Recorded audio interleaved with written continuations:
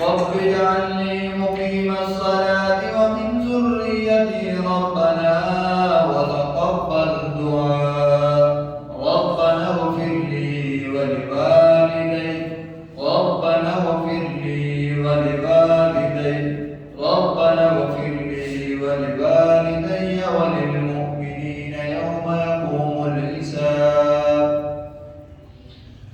تمام قسم کی حمد و ثنا اس احکم الحاکم کے لیے ہے، اور درود و سلام امام الانبیاء خاتم الانبیاء جناب محمد رسول اللہ صلی اللہ علیہ وسلم کے لیے. میرے سامنے نہایت ہی تھوڑے سے وقت کے اندر میں آپ کے سامنے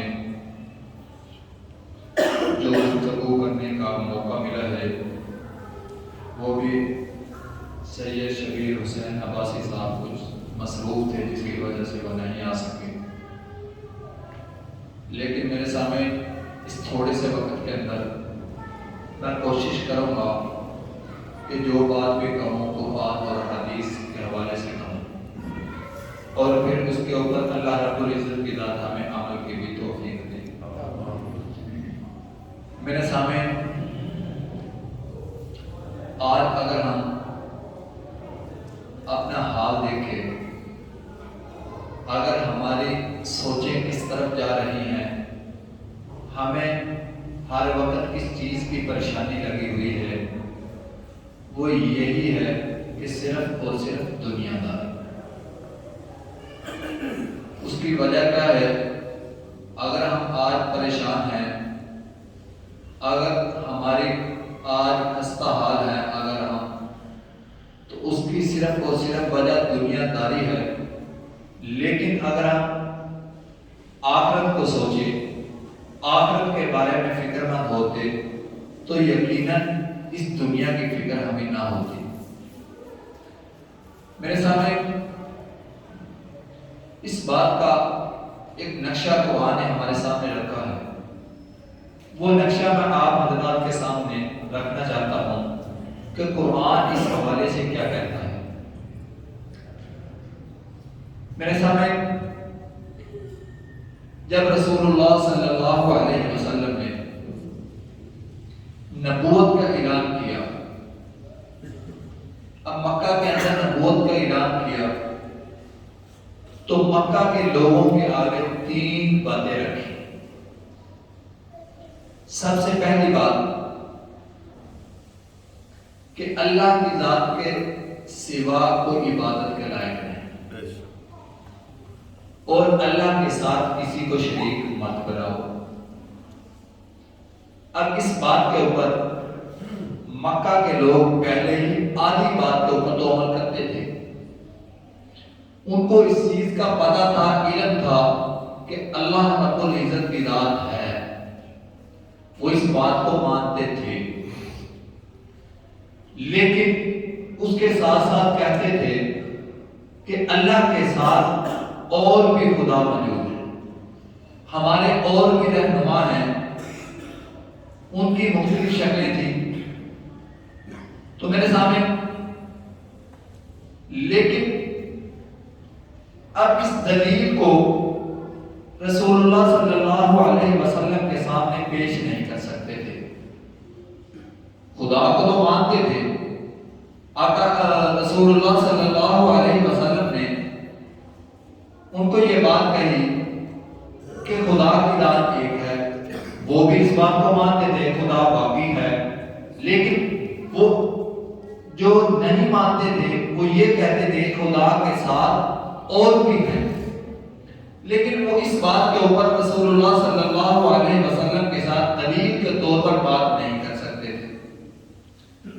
اب دوسرے نمبر پہ رسول اللہ صلی اللہ علیہ وسلم نے ان کے سامنے یہ بات رکھی کہ میں خدا کا رسول ہوں.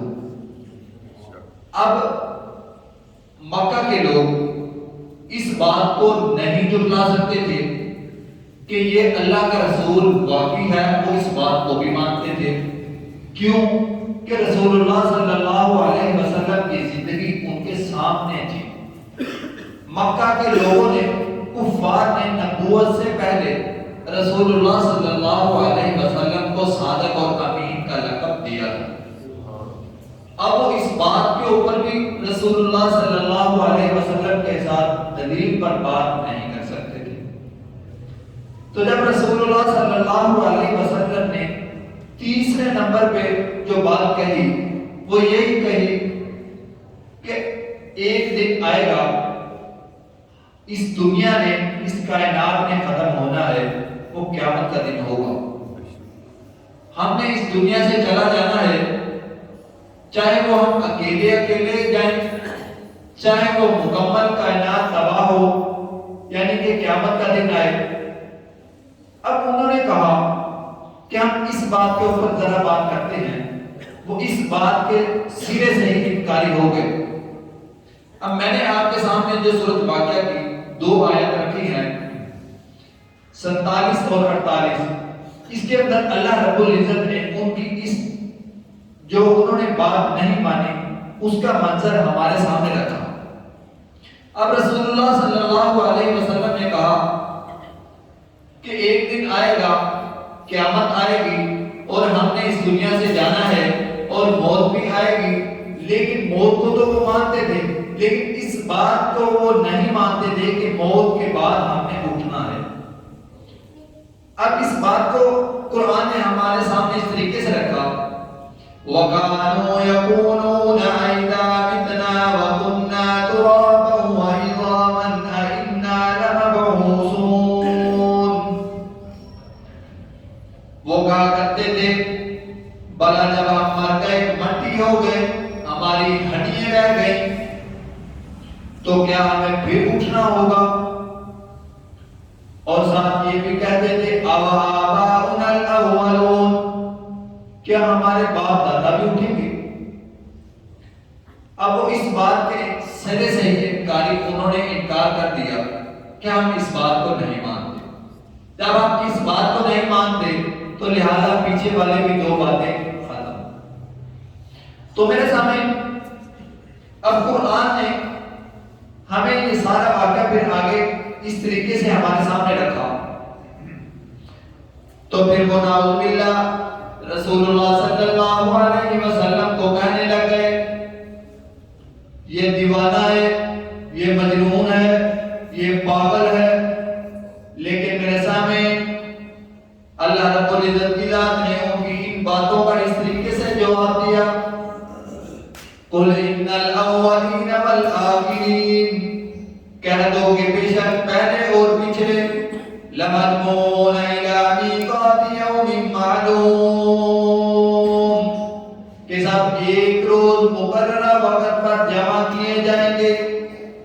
ثُمَّ إِنَّكُمْ أَيُّهَا الضَّالُّونَ الْمُكَذِّبُونَ، پھر تم اے جھٹلانے والے گمراہ، لَآكِلُونَ مِن شَجَرٍ مِّن زَقُّومٍ، تھوڑ کے درخت کھاؤ گے، فَمَالِئُونَ مِنْهَا الْبُطُونَ، اس سے تمہارے پیٹ بھریں گے۔ تو آگے اللہ رب العزت نے فرمایا قرآن میں، فَشَارِبُونَ عَلَيْهِ مِنَ الْحَمِيمِ، تمہیں پینے کے لیے پانی دیا جائے گا، کھولتا ہوا پانی۔ فَشَارِبُونَ شُرْبَ الْهِيمِ، تم اسے پیو گے جیسے کہ اونٹ پیتے ہیں۔ هَذَا نُزُلُهُمْ يَوْمَ الدِّينِ، جزا کا یہ دن ان کی ضیافت ہوگا۔ تو میرے سامنے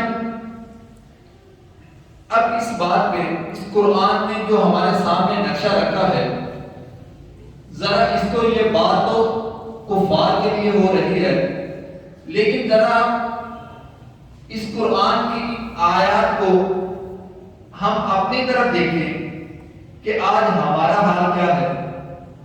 کیا آج ہم آخرت کے دن کے اوپر ایمان تو لے کر آئے ہیں الحمدللہ، لیکن ہم آخرت کے دن کے لیے ہماری تیاری کیا ہے، اس کے بارے میں ذرا اگر ہم غور کریں گے۔ یہ قرآن نے ہمارے سامنے نقشہ تو کفار کا رکھا، لیکن اس سے سبق تو ہم نے بھی لینا ہے کہ ہم آخرت کے دن کے اوپر جیسے ایمان لے کر آئے، ہم اس بات کو مانتے ہیں کہ ہم نے مرنا ہے اور مرنے کے بعد اٹھنا بھی ہے، لیکن اس اٹھنے کے بعد آخرت کی زندگی جب وہاں سے شروع ہوگی، اس کے لیے ہمارے پاس اعمال کیا ہے، آج ہم اس کے اوپر عمل کر رہے ہیں، تو میرے سامنے اس کے اوپر ہمیں سب کو سوچنا ہوگا۔ تو میرے سامنے اللہ رب العزت کی ذات نے اس آخری آیت کے اندر فرمایا ھذا نزلہم یوم الدین، یہ تو ابتدا ہے ان کے لیے، ابتدائی مہمان نوازی ہے کفار کے لیے۔ تو میرے سامنے آگے اللہ رب العزت فرماتا وَيَقُولُونَ مَتَىٰ هَٰذَا الْوَعْدُ إِن كُنتُمْ صَادِقِينَ، اور کافر کہتے تھے اگر تم سچے ہو تو یہ وعدہ کب پورا ہوگا، یعنی کہ قیامت کب آئے گی۔ تو میرے سامنے اللہ رب العزت نے فرمایا قُلْ إِنَّمَا الْعِلْمُ عِندَ اللَّهِ وَإِنَّمَا أَنَا نَذِيرٌ مُّبِينٌ، کہ آپ کہہ دیجئے کہ میں تو صرف تمہیں متنبع کرنے آیا ہوں، اس کا علم تو اللہ رب العزت کی ذات کے پاس ہے۔ تو میرے سامنے آگے اللہ رب العزت نے فرمایا کلا سیعلمون ثم کلا سیعلمون، جب یہ بات نبی کریم صلی اللہ علیہ وسلم نے ان کو کہی تو وہ پھر مذاق اڑایا کرتے تھے، تو پھر رسول اللہ صلی اللہ علیہ وسلم نے جواب دیا کلا سیعلمون ثم کلا سیعلمون، تم اسے ضرور دیکھو گے اور ان قریب دیکھ لو گے۔ تو میرے سامنے اس کے بعد اللہ رب العزت کی ذات اگر قرآن کے اندر ہمیں ایک بات واضح طور پر بتلا رہی ہے کہ اللہ رب العزت کی ذات زمین بنا سکتی ہے، آسمان بنا سکتا ہے، اور دنیا کی ایک ذرہ، دنیا کی ہر چیز بنا سکتا ہے، تو کیا قیامت کے بعد، مرنے کے بعد وہ اٹھا نہیں سکتا؟ تو میرے سامنے قرآن ہمارے سامنے یہ نقشہ کس طریقے سے رکھتا ہے، سورۃ نبا کے اندر الم نجعل الارض مہادا، کیا ہم نے زمین کو بچھونا نہیں بنایا؟ تو میرے سامنے اللہ رب العزت کی ذات ہمیں بتلا رہی ہے کہ اگر تمہیں اس بات کا تھوڑا سا شک ہے تو تم بتاؤ الم نجعل الارض مہادا، ہم نے زمین کو بچھونا نہیں بنایا، والجبال اوتادا، اور پہاڑوں کو اس کی میخیں نہیں بنایا، وخلقناکم ازواجا، اور تمہیں جوڑا جوڑا نہیں بنایا۔ آگے اللہ رب العزت نے فرمایا وجعلنا نومکم سباتا، اور تمہیں نیند دی جو ایک بہت بڑی نعمت ہے، اور آگے اللہ رب العزت فرماتا ہے وجعلنا اللیل لباسا، یہ میں نے تمہارے لیے رات نہیں بنائی۔ آگے اللہ رب العزت فرماتا ہے وجعلنا النہار معاشا، اور دن نہیں بنایا، اور آگے اللہ رب العزت نے فرمایا وبنینا فوقکم سبعا شدادا، اور میں نے تمہارے اوپر 7 مضبوط آسمان بنائے۔ آگے اللہ رب العزت فرماتا ہے وجعلنا سراجا وہاجا، میں نے تمہارے لیے یہ جو سورج بنایا چمکتا ہوا چراغ۔ آگے اللہ رب العزت فرماتا ہے وَأَنزَلْنَا مِنَ الْمُعْصِرَاتِ مَاءً ثَجَّاجًا، اور تمہارے لیے بادل بنائے اور ان کے اندر سے پھر پانی بھی برسائے۔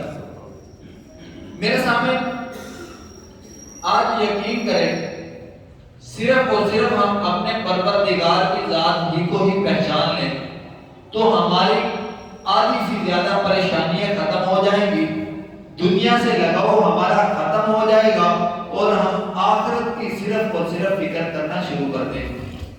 آج اگر ہم دنیا کے اندر اس قدر کھو چکے ہیں، اس کی وجہ صرف اور صرف یہی ہے کہ ہم اپنے پیدا کرنے والے کو بھول چکے ہیں۔ اگر ہمیں فرصت ملے تو قرآن کا مطالعہ کریں، قرآن کو پڑھیں۔ قرآن ہمیں ایک چیز بتلائے گا، کوئی انسان اس کے ذہن کے اندر کوئی بھی سوال ہوگا تو انشاءاللہ وہ قرآن کے اندر اس کا جواب ہمیں ضرور ملے گا. لیکن اگر کوئی جواب لینے والا تو ہو. اللہ رب العزت نے قرآن مجید کے اندر اس بات کا بھی ہمیں بتلا دیا وَلَقَدْ يَسَّرْنَا الْقُرْآنَ لِلذِّكْرِ فَهَلْ مِن مُّدَّكِرٍ. میں نے تو قرآن کو آسان کر کے پیدا کیا, آسان کر کے بنایا. اور اس کے اندر قرآن کے اندر اللہ رب العزت نے یہ بات بھی کہہ دی افلا یتدبرون القرآن. کو کوئی غور کرنے والا تو ہے, اس کے اوپر کوئی غور تو کرے, کوئی فکر تو کرے, کوئی اس کو سمجھنے کی کوشش تو کرے. اور صرف یہ نہیں کہا, یہ نہیں, اور ساتھ یہ بھی کہہ دیا کہ اس کے اندر کوئی رد و بدل بھی نہیں کر سکتا. اِنَّا نَحْنُ نَزَّلْنَا الذِّكْرَ وَإِنَّا لَهُ لَحَافِظُونَ. اللہ نے اس کی حفاظت کا ذمہ بھی خود لیا. تو میرے سامنے ہمیں قرآن سے ہم اتنا زیادہ دور ہو چکے ہیں, اس کی وجہ سے ہم دنیا کے اندر اتنے مشغول ہو گئے کہ ہمیں آخرت کی زندگی کو ہم نے بلا دیا. ہم نے آخرت کی زندگی کو نہیں بلایا بلکہ ہمیں اپنے پیدا کرنے والے کو بھی بلا دیا. تو میرے سامنے میں اپنی بات کو آگے بڑھاتا ہوا, اگر کوئی انسان یہ کہے کہ میں مرنے کے بعد اگر میرے لیے آسانیاں ہوں, اگر میں اچھے اعمال کر کے جاؤں گا تو پھر اللہ رب العزت کی ذات مجھے کیا دے گی, اس کے بدلے میں مجھے کیا ملے گا. تو یہ بات بھی قرآن مجید ہمارے سامنے یہ نقشہ اس طریقے سے رکھتا ہے ان المتقین فی جنات و نعیم. جو پرہیزگار ہوں گے وہ باغوں اور نعمتوں میں ہوں گے. فاکہین بما آتاہم ربہم ووقاہم ربہم عذاب الجحیم. وہ یہ بات کہتے ہوئے نظر آئیں گے کہ اللہ کا شکر ہے, اللہ نے ہمیں اپنے عذاب سے بچا لیا. کلوا واشربوا ہنیئا بما کنتم تعملون. وہ کھائیں گے, پیئیں گے اور مزے کریں گے. متکئین علی سرر مصفوفہ وزوجناہم بحور عین. وہ تکیے لگا کر بیٹھے ہوں گے, صرف اکیلے ہی نہیں بیٹھیں گے بلکہ ان کے ساتھ ان کی حوریں بھی موجود ہوں گی. تو میرے سامنے ذرا غور کریں, اگر ہم اچھے اعمال کریں گے, اچھے اعمال کر کے جائیں گے تو پھر اللہ رب العزت کی ذات ہمیں یہ انعام دے گی. تو میرے سامنے اس کے علاوہ اور بھی قرآن کا نقشہ, جنت کا نقشہ اللہ نے قرآن کے ذریعے ہمارے سامنے رکھا. لیکن میں دوسرا نقشہ بھی آپ کے سامنے رکھنا چاہتا ہوں کہ اگر ہم اچھے اعمال کرتے نہیں گے تو پھر ہمارے ساتھ کیا معاملہ وہاں پہ پیش آئے گا. تو میرے سامنے اللہ رب العزت کی ذات نے قرآن مجید کے اندر ہمیں واضح طور پر بتلا دیا. اب آگے ہماری مرضی ہے کہ اس کے اوپر ہم عمل کریں یا نہ کریں, اس سے بچنے کی ہم کوشش کریں یا نہ کریں. تو میرے سامنے اللہ رب العزت نے سورۃ حاقہ کے اندر فرمایا وَأَمَّا مَنْ أُوتِيَ كِتَابَهُ بِشِمَالِهِ فَيَقُولُ يَا لَيْتَنِي لَمْ أُوتَ كِتَابِيَهْ. جس کا اعمال نامہ بائیں ہاتھ میں دیا جائے گا وہ کہے گا وَلَمْ أَدْرِ مَا حِسَابِيَهْ. کاش مجھے میرا اعمال نامہ دیا ہی نہ جاتا, کہ مجھے میرا اعمال نامہ دیا ہی نہ جاتا. تو آگے اللہ رب العزت فرماتا ہے, وہ نقشہ ہمارے سامنے رکھتا ہے یا لیتہا کانت القاضیہ ما اغنی عنی مالیہ. کاش موت ہمیشہ کے لیے میرا کام تمام کر چکی ہوتی, مجھے موت کے بعد اٹھنا نہ پڑتا. تو آگے اللہ رب العزت فرماتا ہے ما اغنی عنی مالیہ ہلک عنی سلطانیہ. آج ہم یہ بات کہتے ہوئے نظر آتے ہیں کہ میرا مال میرے کام آ جائے گا. اگر میرے پاس میرا مال ہوگا تو میرے لیے دنیا کے اندر راحت سکون, یعنی کہ میں عیاشی سے مزے سے زندگی گزار سکوں گا. لیکن اللہ کے قرآن نے کیا کہا ما اغنا عنی مالیہ, اس کا مال بھی اس کے کام نہیں آئے گا. ہلک عنی سلطانیہ, وہ جو کچھ چھوڑ کر گیا, چاہے وہ اپنے اکاؤنٹ کے اندر بینک بیلنس چھوڑ کر گیا یا کوئی اپنی ملکیت کے اندر کوئی ملک یا کوئی گھر کوئی بنگلہ کچھ چھوڑ کر گیا, وہ اس کے کوئی کام نہیں آئے گا. تو میرے سامنے اس کے علاوہ جہنم کے اندر جو لوگ جائیں گے، ایک آخری اور اہم بات، وہ لوگ کہیں گے جب جہنم کے اندر جہنمی لوگ چلے جائیں گے اور جنت کے اندر جنتی لوگ چلے جائیں گے، اب جنتی لوگ کہیں گے وہاں پہ جا کر کہ ہمیں ہمارے کچھ جاننے والے جنت کے اندر نظر نہیں آ رہے، تو وہ کہیں گے تو پھر یقیناً وہ جنت کے اندر نہیں ہیں تو جہنم کے اندر ہوں گے، تو وہ اپنے پروردگار سے التجا کریں گے کہ ہمارے پروردگار اے احکم الحاکمین، کیا ہم اپنے بھائیوں سے پوچھنا چاہتے ہیں کہ وہ جہنم کے اندر کیوں گئے؟ تو اللہ رب العزت کی ذات ان کی ملاقات کا نقشہ ہمارے سامنے رکھتا ہے۔ قرآن مجید کے اندر سورۃ مدثر کے اندر 29ویں سپارے کے اندر وہ نقشہ اللہ رب العزت نے ہمارے سامنے رکھا۔ وہ کہیں گے فی جنات یتسالون، جنتی لوگ کہیں گے عن المجرمین ما سلککم فی سقر، کہ اے تم لوگ جہنم کے اندر کیوں آئے، کیا وجہ تھی؟ تو وہ کہیں گے قالوا لم نک من المصلین، ہم نماز نہیں پڑھتے۔ میرے سامنے یہ بات کفار کی نہیں، یہ مسلمانوں کی ہو رہی ہے۔ کفار وہ تو ایمان ہی نہیں لے کر آتے، کافر تو ایمان ہی نہیں لے کر آتا، جب وہ ایمان لائے گا تو پھر اس کے اوپر نماز فرض ہوگی۔ اب یہ بات قرآن مسلمانوں کی کر رہا ہے، ایمان والوں کی کر رہا ہے۔ جہنمی لوگ کہیں گے قالوا لم نک من المصلین، ہم نماز نہیں پڑھتے تھے، ہم صرف جمعے پہ ہی گزارا کر لیتے تھے یا پھر عید کی نماز پہ ہی گزارا کر لیتے تھے۔ اس کے آگے جہنمی لوگ کہیں گے ولم نک نطعم المسکین، ہم یتیموں کو مسکینوں کو کھانا نہیں کھلاتے تھے۔ تو میرے سامنے آج ہمیں یہی پڑھا ہوتا ہے کہ یتیم اور مسکین کا مال وہ کیوں کھائے، میں کیوں نہ کھاؤں؟ دوسرے بھائی کا مال اس کے پاس زیادہ کیوں آ گیا؟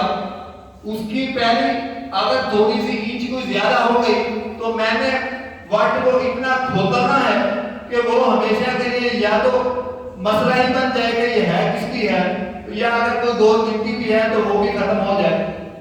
تو میرے سامنے وہ کہیں گے وَلَمْ نَكُ نُطْعِمُ الْمِسْكِينَ، ہم یتیموں مسکینوں کو کھانا نہیں کھلاتے تھے۔ اور آگے کہیں گے وَكُنَّا نَخُوضُ مَعَ الْخَائِضِينَ، اور ہم آخرت کے دن کو اچھائی کو اور برائی کو ہم جھٹلا دیا کرتے تھے۔ میرے سامنے اگر ہم قرآن کی بات کرنا شروع کر دیں، قرآن کا مطالعہ کرنا شروع کریں تو یقیناً باتیں ختم نہیں ہوں گی۔ اگر ہم جنت کے بارے میں، جنت کے مناظر دیکھنا چاہیں تو وہ ہمیں بہت زیادہ تفصیل کے ساتھ مل جائیں گے۔ اگر جہنمی لوگوں کی زندگی کے بارے میں اگر ہم غور کرنا شروع کریں گے تو ہمیں قرآن بہت زیادہ بتلائے گا۔ تو میرے سامنے آج اگر دنیا کے اندر ہمیں اگر کسی چیز نے پریشان کیا ہوا ہے، جو دنیا کی محبت نے ہمیں اتنا ہمارے سکونوں کو برباد کیا ہوا ہے، کاش ہم اتنی فکر آخرت کے لیے کرنا شروع کریں، ہم اپنے اعمال کا حساب دنیا کے اندر ہی شروع کر دیں کہ میں جو اعمال کر رہا ہوں، میں کس طریقے سے اپنی زندگی گزار رہا ہوں، کیا میں اپنے پروردگار کے حکموں پر عمل کر رہا ہوں، میں ان کے حکموں کو مان رہا ہوں، کیا رسول اللہ صلی اللہ علیہ وسلم کے بتائے ہوئے طریقے کے اوپر زندگی گزار رہا ہوں۔ تو میرے سامنے اگر ہم اللہ اور اس کے رسول کے حکموں کے اوپر عمل کر رہے ہیں تو یقیناً ہمارے لیے اچھا ہی ہوگا، لیکن اگر ہم اللہ اور اس کے رسول کے حکم عدولی کر رہے ہیں، اگر ہم اس کے خلاف اپنی زندگی گزار رہے ہیں تو میرے سامنے ہمارے لیے آخرت کے اندر اچھائی نہیں ہوگی۔